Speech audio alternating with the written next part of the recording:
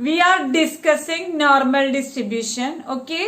Now we will discuss another important property of normal distribution, that is the property is a linear combination of independent normal variables is a normal variate. That is, if xi equal to 1 to n are n independent normal mu I sigma square I variates, then sigma I equal to 1 to n ei xi follows normal with mean equal to sigma I equal to 1 to n ei mu I and variance equal to sigma I equal to 1 to n ei square sigma square I. Okay, where ai's are constants. Okay, ai's are constants. ai's are constants.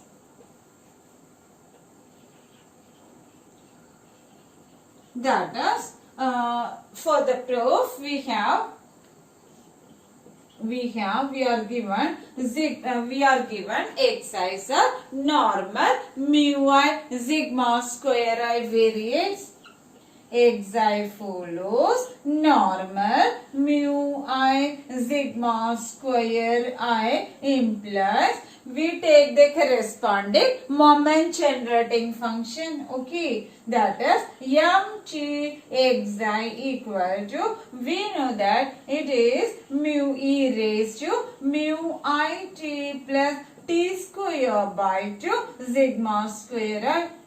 When we have xi as normal mu I sigma square I, the corresponding moment generating function is mt xi equal to e raised to mu I t plus t square by 2 sigma square I. In the normal MGF, the coefficient of t equal to the mean and coefficient of t square by 2 equal to the variance. Okay. So now we want to obtain the moment generating function of sigma ai xi. Okay. When we have to obtain the distribution of sigma ai xi, we obtain the corresponding moment generating function. So that we obtain now mt sigma I equal to 1 to n ei xi. And this can be written as expectation of e raised to t sigma I equal to 1 to n ei xi. So that this becomes expectation of e raised to, we may take this inside, t can be taken inside, so that this e raised to sigma ait xi can be written as e raised to a1 t x1, okay, into expectation of e raised to a2 t x2, etc. expectation of e raised to an t xn. Okay, which is as this expectation takes the form this one, so that xi's are, the reason since xi's are independent, since xi's are independent. Okay, xi's are independent. That is, we obtain this as, let me cancel all this, and we write mt sigma ei xi equal to, that is mt sigma ei xi equal to, what happens, this can be written as m e1 tx1. Are you okay? I write m e1 tx1 into m a2 tx2, m a2 tx2, m a2 tx2 into etc. m a n txn. Okay, so this becomes, we have mtxi as equal to this one. So what happens, m a1 tx1 ma1 tx1 takes the form in this function. In place of t, we have to write a1t. That is, we replace t by ait generally. Okay, ma1 tx1 into etc. man txn. That is, this becomes, here it is ma1 tx1. So this takes the form e raised to mu1 into a1t plus t square by 2 in place of t square by 2. We have a1t whole square by 2 into sigma 1 square. The second one becomes e raised to mu2 into a2t plus a2t whole square by 2 sigma 2 square into etc. I write the last term into etc. into what happens e raised to mu n into ant plus ant whole square by 2 into sigma square n. Okay, the last term. So this can be written as, we combine these terms so that it becomes e raised to, okay, sigma I equal to 1 to n ei mu I into t plus t square by 2 into sigma I equal to 1 to n ei square sigma square I, isn't it? Let us check. E raised to mu1 a1t plus mu2 a2t plus etc. mu n ant can be written as e raised to sigma I equal to 1 to n ei mu I into t plus this terms becomes t square by 2 into a1 square sigma 1 square plus t square by 2 into a2 square sigma 2 square plus etc. plus t square by 2 into an square sigma square n can be combined as t square by 2 into sigma I equal to 1 to n ei square sigma square I. Okay, so what happens? This is equal to the MGF of normal distribution with mean equal to sigma I equal to 1 to n ei mu I and variance equal to sigma I equal to 1 to n ei square sigma square I. So, what is the result? What is the property applied here? Hence, by the uniqueness property of MGF, hence by the uniqueness property of MGF, we get the result. What is it? Sigma I equal to 1 to n ai xi follows normal distribution with mean equal to sigma I equal to 1 to n ei mu I and variance equal to sigma I equal to 1 to n ei square sigma square I. A very important result. Okay, that is linear combination of normal variables. Independent normal variables is again a normal variate. Now we can take certain remarks here. That is, if a1 equal to etc. equal to an equal to 1,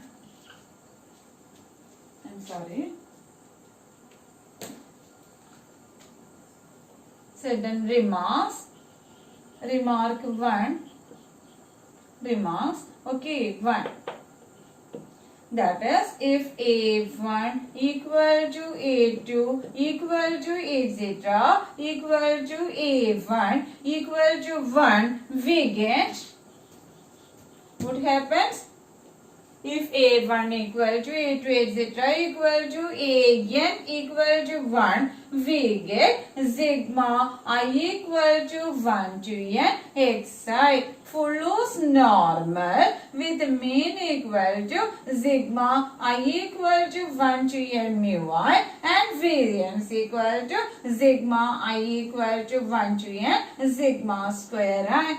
which is the additive property of normal distribution in the general case. Okay, additive property of normal distribution. Additive property of normal distribution. Now remark 2. Okay, that is, if we take if x1, x2, etc., xn, x1, x2, etc., xn are n IID,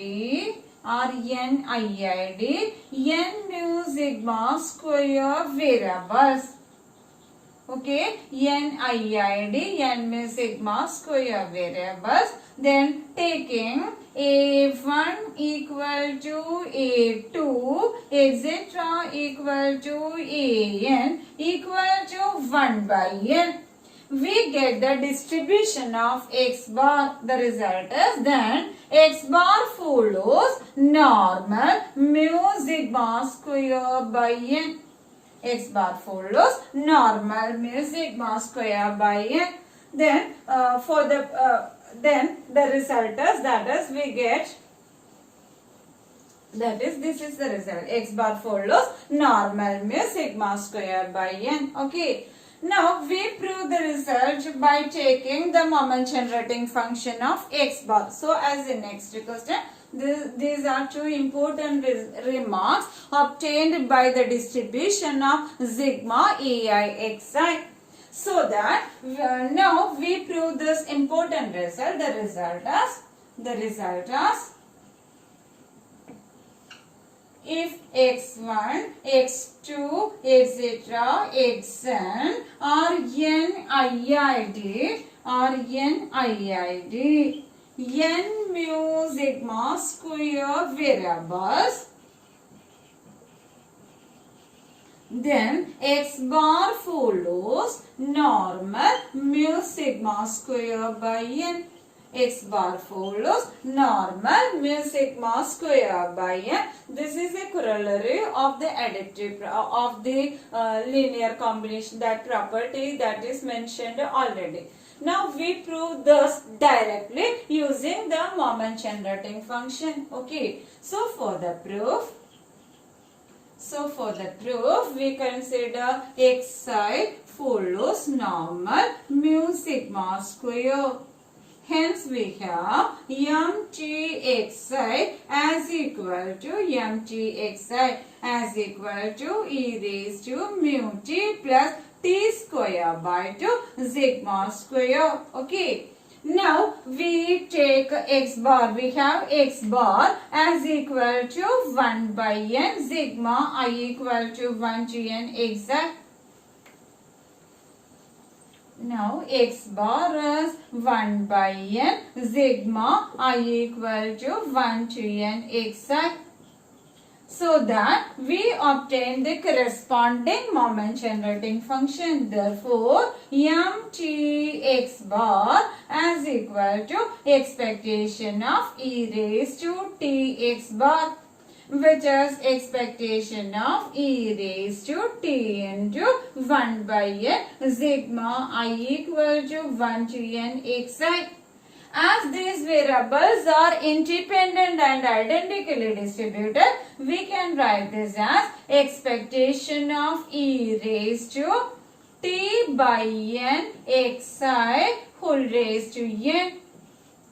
So that thus becomes mt by n xi whole raised to n. Since what happens? What is the result applied here? Since xi's are NIID random variables. Okay. Since xi's are NIID random variables. Okay. So that we get this mtx, which implies mtx bar as equal to, what is this? mt by n xi can be obtained using this one, and in this result we replace t by n. Okay. So that this becomes e raised to mu into t by n plus, what happens? T by n whole square by 2 into sigma square as a whole raised to n. So that this is obtained as e raised to n into mu into t by n plus t square by 2 plus n into, okay, let me write n into t square by 2n square into sigma square, okay. So that after simplification we get this as mt x bar as equal to e raised to mu t plus t square by 2 into sigma square by n, okay, equal to mgf of normal mu sigma square by n, okay. Hence, by the uniqueness property of MGF,